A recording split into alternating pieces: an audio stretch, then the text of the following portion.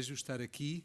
Tenho muita pena que dois dos nossos colegas não nos possam acompanhar, mas isto acaba por redundar um bocadinho em benefício dos presentes. E então procurarei utilizar este tempo da melhor maneira possível e, sobretudo, levar-vos a uma viagem ao longo do espaço e também uma viagem cronológica, pedindo desde logo um bocadinho de clemência para o tom ligeiramente divertido que eu tive que introduzir a esta comunicação. Falar de coisas sérias, como falar de museus, exige um bocadinho de bom humor. E, portanto, eu procurei, sem exagerar, trazer-vos aqui uma perspectiva do que é esta dimensão. Ora, eu devo começar precisamente com uma declaração de interesses. Sou um profissional de museus que olha com um pouco de ceticismo o futuro destas instituições. De facto, os dados que estão sobre a mesa mostram-nos, de uma maneira muito clara, que nestes tempos líquidos da pós-modernidade temos que repensar, nem que seja numa perspectiva em voo de pássaro, ou seja, um pouco à distância, o problema da relação dos museus com a história, que começa por ser o problema da sua ligação com a memória. De facto, houve muita coisa que mudou desde que fiz os meus estudos de museologia na década de 1980, ou que um pouco depois trabalhei aqui numa casa aqui bem perto, que foi o Museu Gulbenkian, e a verdade é que essa mudança nem sempre ocorreu no melhor sentido, e que a vertigem dos últimos tempos mostrou de que forma o museu se tem conseguido adaptar como uma espécie de autêntico camaleão à mudança dos tempos.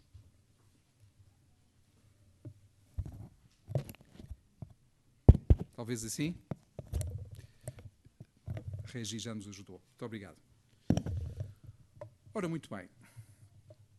Feita esta declaração de princípios, e lembrando também aqui Zygmunt Bauman, eu penso que podemos iniciar esta nossa viagem. Torna-se necessário, para isto, desde logo, refletir um pouco, embora a desfilada, porque o tempo, enfim, é incessante, sobre a evolução das instituições museológicas. Museu, como é bem sabido, vem do grego museion, a casa ou templo das musas, uma das quais Clio, que vemos aqui, é a imagem alegórica da história, mas o ato de colecionar e o de reunir os objetos assim conservados. Peço-vos desculpa, mas realmente este sistema está a ser um bocadinho mais difícil do que o previsto. Vejamos. Isto mesmo. Ora, dizíamos nós que, de facto, este museu, casa ou templo das musas, é também o sítio propício para o ato de colecionar e de reunir os objetos assim conservados em certos locais. Estamos a falar de uma tradição muito mais antiga do que esta antiguidade clássica, mas que na realidade mostra uma necessidade inata do ser humano e que reflete também em boa medida os seus hábitos, os seus usos, os seus costumes, as suas formas de organização social. Talvez seja um bocadinho exagerado fazer remontar esta prática, como pretendem alguns, aos recintos tumulares do Paleolítico, que relevam da esfera do religioso, mas as ligações entre o sagrado e o museológico permaneceram, de certo modo, intocadas ao longo dos tempos. De facto, em termos documentais, a associação de acervos de objetos à conservação da memória encontra-se bem patente, sobretudo na Mesopotâmia do segundo milénio, quando se formaram coleções de peças, especialmente textos e obras de arte, para a educação dos jovens. É muito interessante este primeiro nexo, que é realmente também o primeiro testemunho conhecido entre manter a história através das coisas materiais ao serviço de uma remota paideia, afinal, uma das principais raisons d'être dos museus. Séculos mais tarde, em Ur, na antiga Suméria, surgem os vestígios das primeiras coleções metodicamente organizadas. Elas são o resultado da ação dos imperadores e são confiadas aos sacerdotes dos templos, ficando instaladas em anexos a estes. Cada peça tinha já a sua cartela com a identificação e explicações, como nos museus atuais, pelo que parece que não inventámos muito neste campo desde então. A seguir, a forte ligação ao âmbito do sagrado perdurou na época clássica. Um pouco por todo o mundo grego, nas celas dos templos consagrados às musas e a outras divindades, acumulavam-se os objetos preciosos e exóticos que o visitante podia ver através de uma pequena taxa, uma espórtula, que é, no fundo, o antepassado dos nossos bilhetes. Mas no século V, antes de Cristo, já se dispunham pinturas nas escadarias da Acrópole de Atenas, relacionando o ato de musealizar com o espaço público e com o espaço político. Poder, riqueza económica e promoção artística andaram, desde esses tempos remotos, sempre de mãos dadas. Esta dimensão eminentemente cívica ganhou foros de cidadania na Roma Antiga, que enalteceu o papel das coleções públicas, patentes já não só nos templos, mas também em muitos outros espaços, se quisermos, mais informais. Fora, jardins, teatros, termas, etc. Há também um intenso colecionismo privado que servia de complemento a esse esforço mais oficial, não só dos imperadores e do Senado, mas também de diversas autoridades municipais e, claro está, de inúmeros mecenas. Um caso excepcional, neste quadro clássico, é o da fundação pelo sátrapa Ptolomeu Sóter, em Alexandria, no século III a.C., do mais famoso Museu da Antiguidade. Com estátuas de filósofos, objetos científicos e um jardim botânico e zoológico, ele associava este fantástico acervo a uma academia e a uma biblioteca, que acabou por suplantar ela própria o renome da coleção museística. A paixão grega pelo conhecimento alastrava assim um pouco por todo o mundo mediterrâneo. Na Idade Média, bem melhor conhecida por nós, a prática colecionística ganhou uma dinâmica distinta e foi largamente cultivada nos tesouros das catedrais e dos mosteiros. Preponderavam agora os acervos de relíquias, alvo de extrema codícia e, portanto, requerendo também medidas de proteção muito significativas. Estas reliquiae sacrae, a par de imagens e signes e dos denominados regalia, as alfaias representativas da soberania, suscitavam um movimento incessante de peregrinos, que são, no fundo, os avoengos dos nossos turistas, que não dispensavam a veneração de tais preciosidades. É curioso salientar que se aprecia já aqui, especialmente sob o domínio da arte gótica, o enaltecimento de toda uma cultura visual que preparava a emergência da civilização da imagem na qual nós vivemos. Esta ia muito para além da lógica da acumulação, como no passado, refletindo construções mentais deveras elaboradas. São, no fundo, microcosmos que espelham a dinâmica de universos maiores. Com o Renascimento, marcado pela afirmação dos ideais clássicos e, sobretudo, pela consolidação dos valores do humanismo, ressurgiram em grande força as coleções privadas, algumas das quais assumiam um caráter protopúblico, como sucedeu, por exemplo, em Veneza. Há já aqui uma abertura a outro tipo de possibilidades de visita. Há também, nesse período, uma intensa concorrência entre monarcas, grandes senhores e uma emergente burguesia que disputam entre si os vestígios do mundo antigo e a criação artística contemporânea que o recria e reinventa constantemente. E assim chegamos a que, ao redor das coleções, como na Antiguidade, se congreguem círculos de eruditos, o que imprime nova força ao academismo e à reflexão sobre o papel dos objetos na preservação da memória. Formam-se assim os primeiros gabinetes de curiosidades, alguns deles verdadeiras câmaras de maravilhas, em que são igualmente contempladas a história humana e a história natural. Este é também o tempo das galerias palacianas, em geral com um acesso restringido a uma determinada elite. Finalmente, na segunda metade do século XVII, surgem os primeiros museus modernos.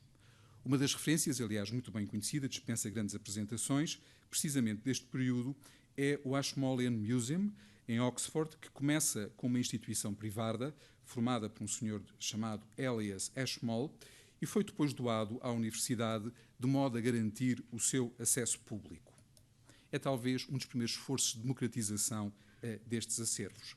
Será preciso esperar, no entanto, algumas décadas mais tarde, para que o espírito enciclopédico dos iluministas veja no museu um dos principais instrumentos para fazer valer o seu ideário, baseado na convergência da razão, da ordem e da moral. Isto favorece a formação de acervos sistemáticos e o surgimento de verdadeiras instituições culturais e científicas com objetivos educativos e de acesso público. O Museu Passense, inaugurado por Dom Frei Manuel de Cenáculo em Beja, em 1791, documenta bem estas preocupações.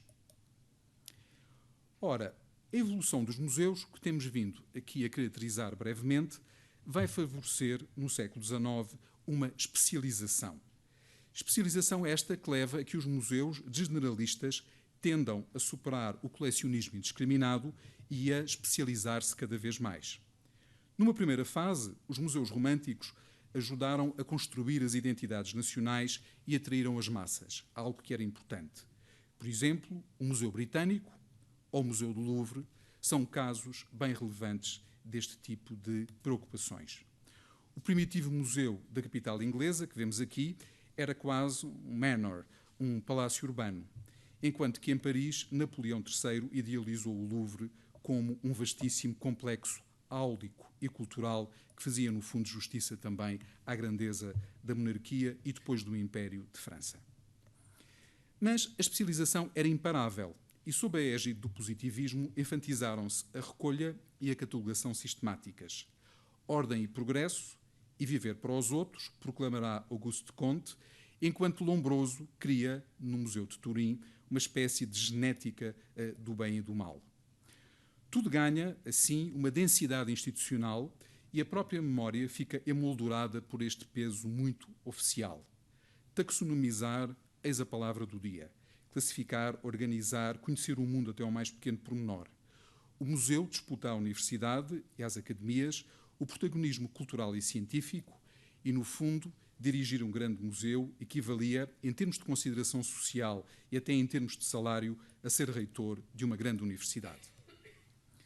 Mas este modelo, que conhecemos bem ainda no nosso país e que perdurou até aos meados do século XX, acabaria por caracterizar-se por uma espécie de postura demasiado autónoma e passiva face à sociedade, dela se distanciando com raras exceções. Duas imagens interessantes que escolhi para este efeito mostram realmente a perspectiva com que as coisas foram adquirindo.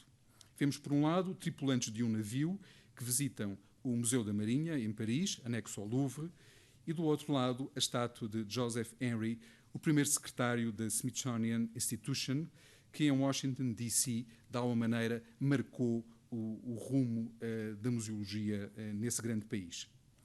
Os museus, sobretudo os museus de vasta dimensão, como que se encerraram no seu casulo, o que acabou por desembocar numa crise conceptual muito parecida à que eles vivem nos dias de hoje. Isto motivou uma avalanche de críticas, acusando-os de serem instituições elitistas, autoritárias, conservadoras e até inibidoras. Em suma, uma espécie de dinossauros. Em reação a isto, porque a história faz sempre destes avanços e destes recuos, eclodiu um movimento algo caótico de renovação, muito ancorada nas experiências de certas tipologias museológicas, como a dos museus de arte contemporânea, nas grandes metrópoles, e as dos museus de território em zonas históricas ou mesmo rurais. Estas vanguardas, não temos aqui tempo para caracterizar, procuraram uma aproximação à mediatização, ao funcionamento em rede, ao desenvolvimento de grupos e comunidades e deram, sobretudo, uma grande atenção à reflexão sobre as dinâmicas e os problemas sociais. Dir-se-ia que os museus finalmente decidiram sujar as mãos e decidiram mergulhar, digamos, nesse fango essencial à vida da sociedade.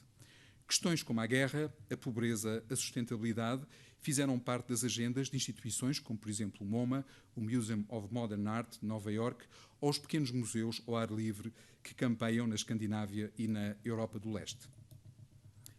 Por outro lado, com o advento da museologia social, que não é de toda a minha escola, portanto sinto-me aqui, enfim, muito à vontade para a defender, porque grande parte das minhas ideias em museologia e no campo da organização de museus são ela contrárias, mas há que reconhecer que houve uma fase entre os finais do século XX e os inícios do século XXI, em que o museu se tornou quase um pretexto, de tal modo emergiu dentro dele a temática sociocultural.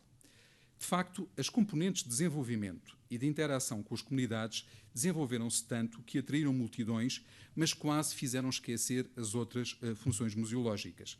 E, de facto, alguns conservadores de museu, como é o meu caso, mais ligados, digamos, à temática dos museus de belas artes ou de museus de história, acabámos por ficar um pouco fechados no nosso próprio gueto. E assim chegamos aos dias de hoje. E hoje o que é que se passa? Realmente, nos dias que correm, parece muito difícil imaginar um mundo sem museus, tão presentes eles estão no nosso cotidiano, desde as pequenas instituições municipais aos grandes museus nacionais. Os museus acompanham-nos quase em permanência, desde o currículo escolar, dos anos, enfim, nos níveis mais básicos, até depois aos itinerários turísticos. Sempre tropeçamos com ele, sempre os encontramos ao longo do nosso cotidiano. Ora, esta proliferação é tal que quase poderíamos falar, no que diz respeito ao nosso país, de uma espécie de museolândia, seja lá o que isso for, tal o número de museus que realmente podemos encontrar.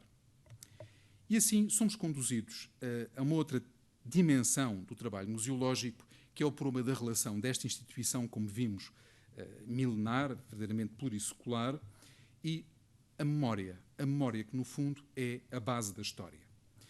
Esta memória, apesar de ser um conceito bastante abstrato, tem muitas formas. Ela não corresponde propriamente a um processo passivo, já que envolve desejos e emoções, e tanto pode suscitar recordações que são boas como que são más, ou seja, tanto pode suscitar o impulso de lembrar como o de esquecer. E já veremos que cabe aqui, nesta dinâmica, um papel especial aos museus. Por natureza mortal, ligada ao corpo e ao cérebro que a contém, esta memória não é estática. Ela evolui, mas revê-se constantemente, como aliás a própria escrita da história que todos nós nos dedicamos. Ora, devido a estas contingências tão específicas, a memória necessita de formas de representação que a solidifiquem e que lhe deem significado. Já alguém disse que o ato de pensar é, no fundo, o ato de reencontrar esta memória na sua ausência. Ou seja, como se nós, ao pensar as coisas e fazendo apelo a isso para a memória, nos situássemos numa ausência que conseguimos, através deste mesmo processo, de alguma maneira reconstituir.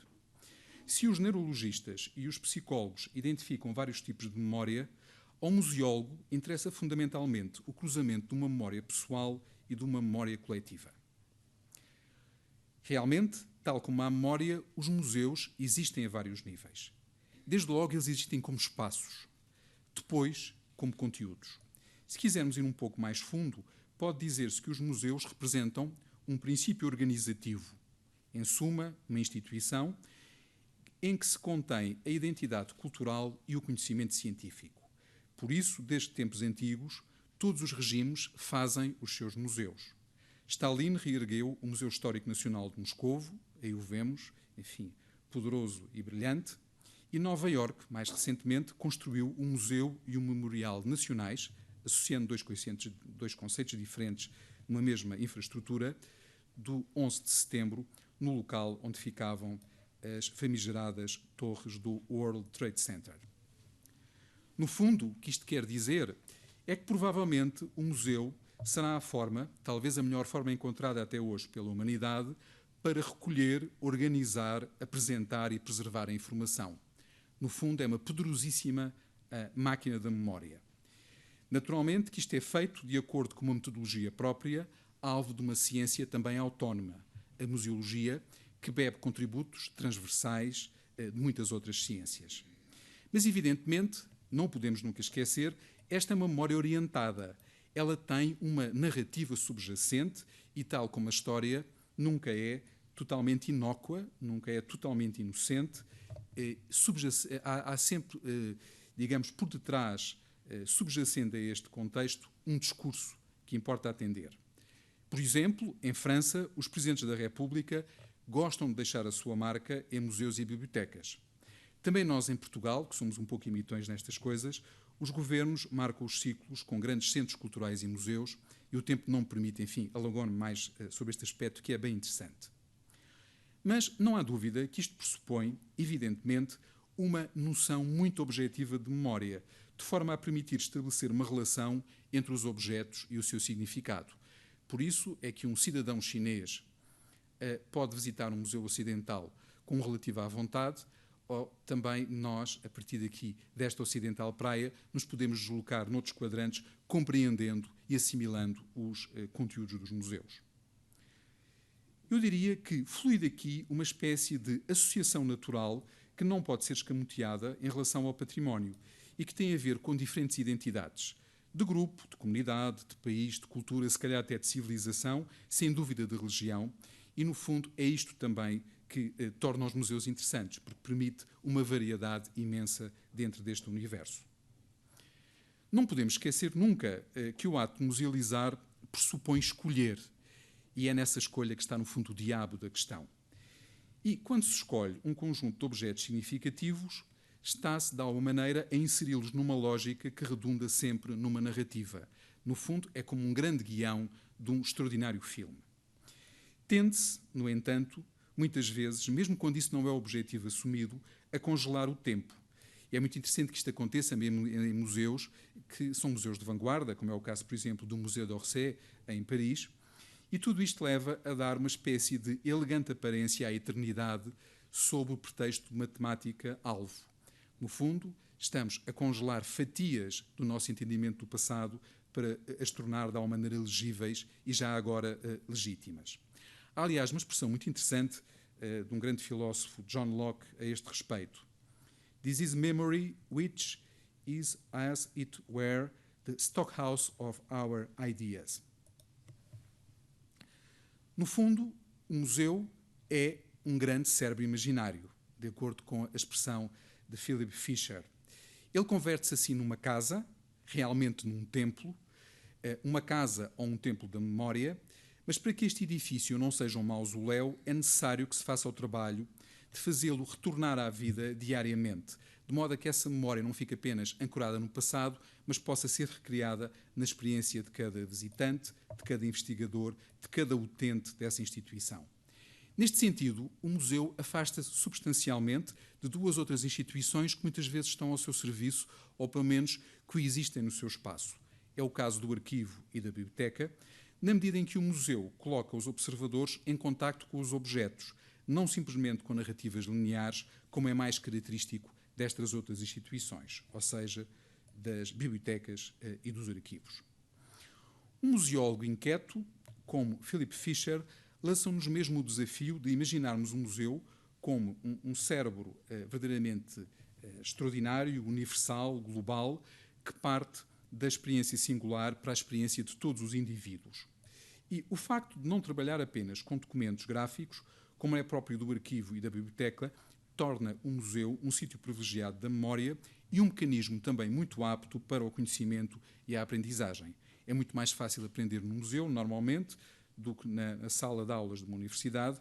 É muito mais fácil aprender num museu do que numa biblioteca ou num arquivo. Daí que possamos dizer que, quando exercem plenas suas funções, a instituição museológica é provavelmente também aquela que melhor guarda a memória, pelo menos a memória coletiva.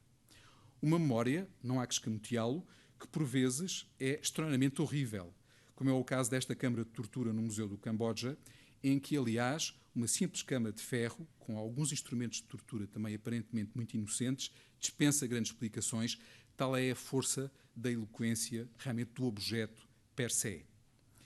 É interessante cruzar esta ideia com a teoria cunhada por Pierre Nora de que a história suplantou a memória nas sociedades modernas. Realmente, o século XX, com a sua galeria de máscaras e de horrores, ao invés do conceito difundido a partir do iluminismo, acabou por misturar as noções de evolução e involução. A marcha da história não se dirige por um lugar determinado, nem o devir histórico pode ser antecipado. Por isso, enfim, em última análise, a nossa profissão de historiadores é uma profissão muito interessante, muito admirável, mas condenada de alguma maneira a fechar-se sobre si mesma, se não recolher o contributo de outras ciências e de outros saberes. As concepções teleológicas entraram em perda, emergindo hoje cada vez mais a consciência de um não sentido da história, um traço dominante daquilo que se chama a pós-modernidade. Segundo o historiador francês, os países ocidentais sofreram uma amnésia coletiva nos séculos XIX e XX, ao afastarem-se da tradição e ao forjarem os sítios da memória como uma compensação por essa perda. Estas são instituições que organizaram artificialmente a memória, criando significados que as elites e depois as massas assimilaram, longe da memória natural, da memória funcional e orgânica de cada um de nós.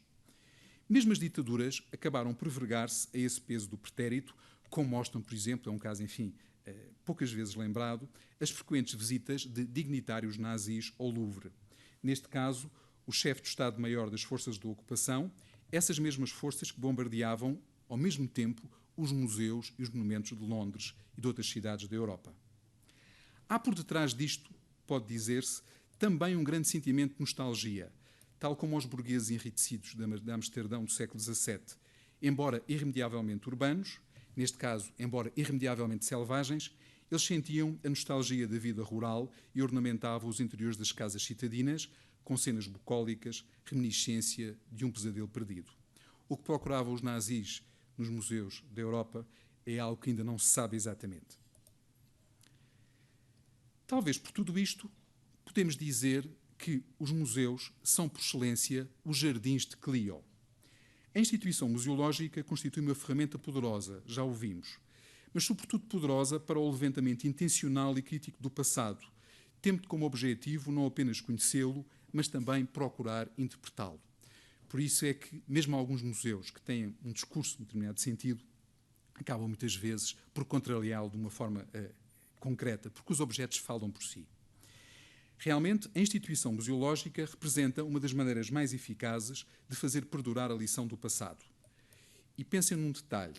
Não por acaso, o Museu consagrado à Resistência e Liberdade, na Fortaleza de Peniche, é o último museu nacional a surgir em Portugal, tendo sido criado oficialmente em 2018, e provavelmente será o museu que caracterizará precisamente a situação política que vivemos neste momento, a situação da geringonça.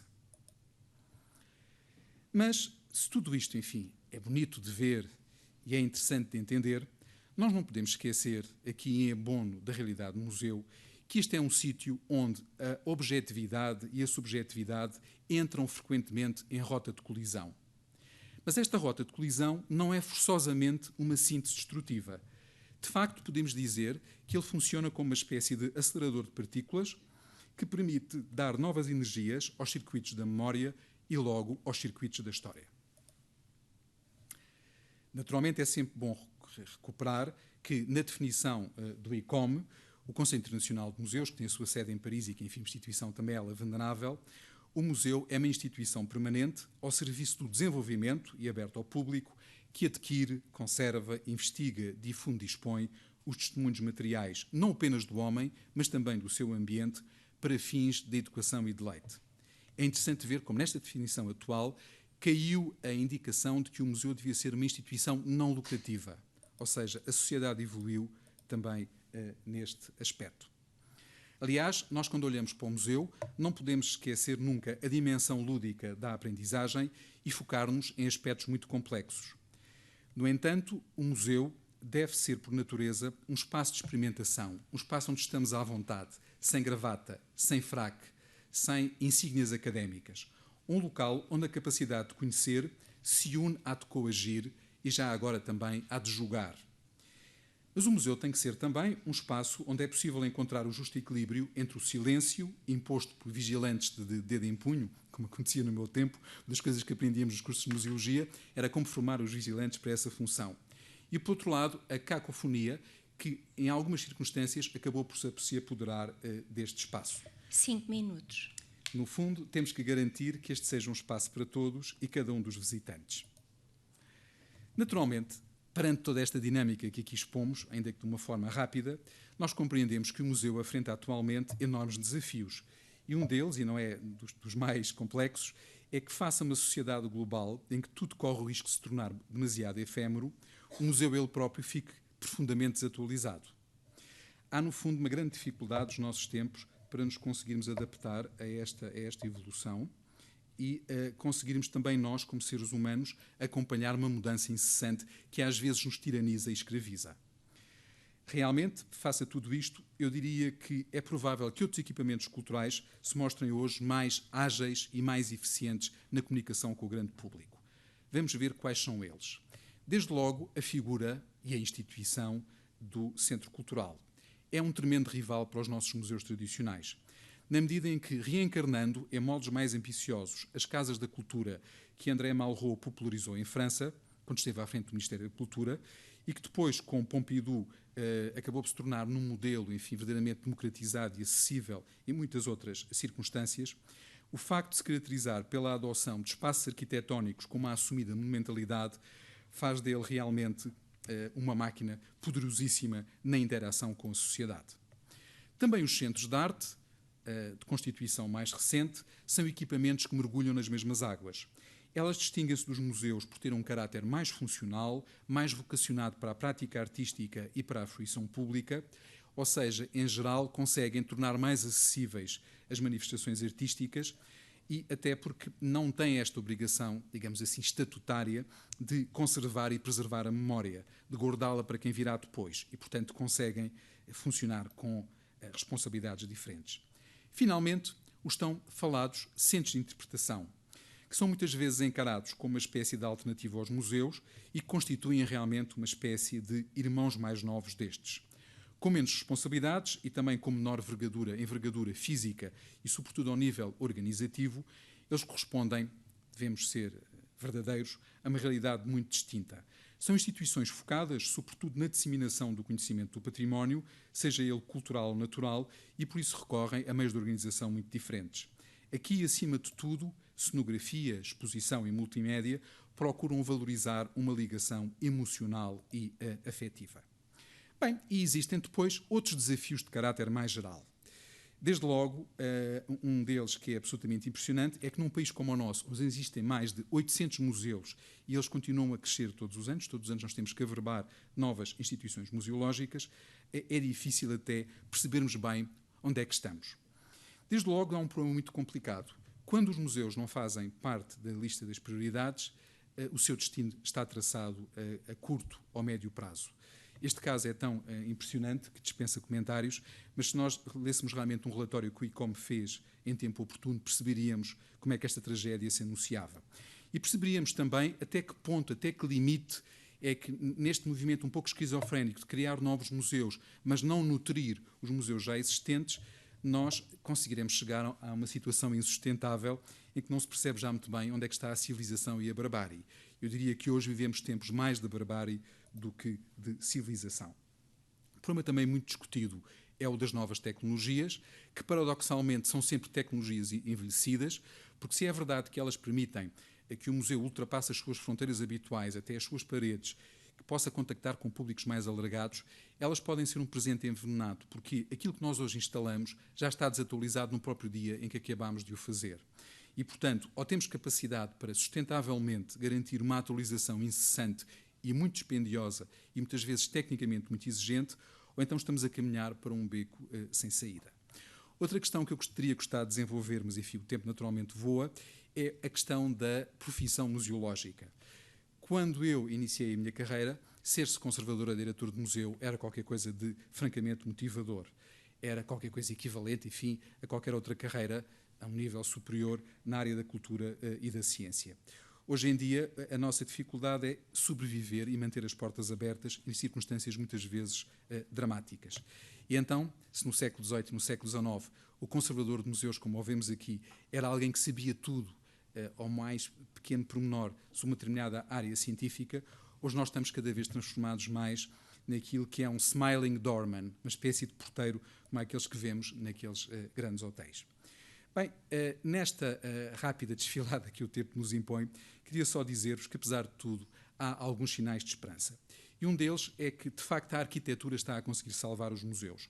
Hoje são, sobretudo, os museus que têm grandes experiências arquitetónicas as que estão a conseguir, de alguma maneira, implantar-se no tecido da sociedade. Muitas vezes até o museu acaba por ser um pretexto para a exibição de grandes ateliês de arquitetura, que também é uma perspectiva que, enfim, teríamos aqui que ponderar noutras dimensões. Outro aspecto interessantíssimo, o deslocar finalmente, e isto há que saudá-lo, do epicentro da instituição museológica da coleção para o público. A coleção é uma base essencial, é um pilar, mas sem público ela também está condenada, digamos assim, a um fracasso evidente. O problema do objeto e o problema também da massificação dos museus. Esta sociedade de massas, que Ortega y Gasset no fundo adivinhou já há quase 100 anos, está hoje a esmagar-nos e está realmente a transformar os museus, sobretudo os grandes museus, numa experiência absolutamente infernal. A imagem que aqui vos apresento, enfim, dispensa outros comentários. E por isso, são outros museus, aquilo que nós chamamos os quiet museums, que conseguem fazer a transição realmente para aquilo que hoje nós cada vez mais esperamos de uma experiência museológica. Que ela seja sofisticada, que ela seja gratificante, que ela nos deixe espaço para o diálogo e, sobretudo, nos permita aprender alguma coisa com um pouco de sossego. Naturalmente que em tudo isto há uma espécie de diálogo, às vezes difícil, há bocadinho chamei-lhe esquizofrénico, entre a nostalgia e o futuro. Curiosamente, os museus hoje que têm mais êxito, que têm um sucesso mais garantido, são os museus que olham para o passado e também aqueles que são quase, digamos, avant-garde. No entanto, existem algumas surpresas e, felizmente, vão existindo também alguns édens, alguns jardins, enfim, pouco conhecidos, e são muitas vezes museus até com 1, 2, 3 séculos de história, aqueles que continuam a fazer o encanto do visitante, como, por exemplo, este de Londres, é o célebre museu do Sir John Soane, um grande arquiteto do século XVIII, e que perdura intacto. Talvez o nosso desafio seja reaprender a olhar. Talvez seja isso que se espera dos museus do futuro, que eles sejam verdadeiramente ainda a máquina da memória, mas uma memória mais inteligível e mais acessível. Já agora também uma memória mais inclusiva, que vai ao encontro das minorias, que dê um protagonismo também maior, naturalmente, às mulheres e a outros setores da sociedade que estavam um pouco esquecidos neste discurso, ao ponto que que seja possível também daqui a alguns anos não haver perguntas como estas que foram, enfim, um dia coladas nas paredes do Met em Nova Iorque. Agora, a grande pergunta, e com isto eu vou-me apressar já a terminar, é: fará sentido continuar a visitar museus? Fará sentido continuar a acreditar nos museus? Ao olharmos para alguns dos cartoons que o próprio ICOM tem colecionado e que circulam, enfim, nos grandes médias dos nossos dias, dir-se-ia que, sobretudo das gerações mais jovens, há uma tendência a pensar que não. No entanto, nós temos que pensar que o museu nos confronta com algumas experiências importantíssimas. Uma delas é esta espécie de fetiche que temos pelos objetos únicos, por aqueles objetos que, no fundo, nos contam a história da humanidade, nos aspectos bons e nos aspectos maus. Eu fiz aqui, enfim, uma pequena coletânea de peças dos mais diversos níveis. Estas peças devem e podem ser vistas nos museus. Dificilmente as poderíamos mostrar noutras infraestruturas. E depois levantam-se outras questões também interessantes que nós, portugueses, devíamos debater. Museus gratuitos, museus pagos, até que ponto é que os museus deixaram de ser verdadeiramente democráticos e estão cada vez mais fechados numa realidade em que só pessoas com um certo nível cultural, mas também, se quisermos, económico e social, podem aceder. Este é um debate importante porque nós sabemos que se a leitura pública é um dos principais fatores de democratização da sociedade, o acesso aos monumentos e aos museus também o deve ser. Naturalmente que isto levanta-nos outra questão complicadíssima. Hoje, cada vez mais, um diretor ou conservador de museu é um gestor e já não um museólogo, no estricto senso da palavra, na medida em que nos é exigido que façamos, enfim, as coisas mais extravagantes, inclusivamente como as que vemos aqui, e, no fundo, o que nos perguntamos é o seguinte: mas, afinal, a nossa função é garantir a memória, transmiti-la e conseguir que ela seja inteligível, ou é contribuir para o erário público ou para o erário da instituição que é o nosso patrão? Naturalmente que esta dinâmica geral de encarar a sociedade, muito própria da globalização, como um negócio omnipresente, tem as suas vantagens e desvantagens. No entanto, há limites para tudo também aqui. E por isso o que vai acontecer é que, se não tomarmos as medidas adequadas, um processo de seleção natural nos vai conduzir muito rapidamente ao declínio e ao fim dos museus. E, atenção, as instituições culturais nem sempre são as que têm mais visitantes, as que têm maior êxito de bilheteira ou de receitas, aquelas que verdadeiramente são mais importantes para a sociedade. Neste aspecto, não é boa ideia pensar-se em darwinismo. No entanto, temos que estar atentos aos anseios da sociedade e, sobretudo, sabermos medir esses anseios e compreendê-los num quadro mais global que não seja o de simples ciclos políticos curtos. Daí que, quando nos perguntam serão os museus realmente necessários, eu diria que penso que não há nenhuma instituição que os possa substituir. Porquê? O gosto de colecionar e de contactar com coleções, esse mantém-se intacto. E, portanto, um dos fundamentos do museu, ele terá que continuar a existir. Por outro lado, o que provavelmente teremos que fazer é libertar estes museus que são realmente divindades quase mitológicas, tal como Prometeu, conseguir libertá-los deste estranho dilema que é, estando eles presos por grilhões, muitas vezes os grilhões do orçamento, serem constantemente debicados e verem as suas entranhas, no fundo, profundamente tocadas. Como é que isto se consegue? Não se trata de inventar a roda. é fundamentalmente criar um modelo de inovação museológica que consiga juntar as duas grandes componentes da nossa era, a tecnologia e a sensibilidade social. E assim poderemos chegar, enfim, a um otimismo moderado, agradecendo muito eu a vossa paciência, e dizer que talvez o que tenhamos que corrigir é, como se vê aqui neste cartoon, a vida deixe de ser tão injusta para alguns. Muito obrigado.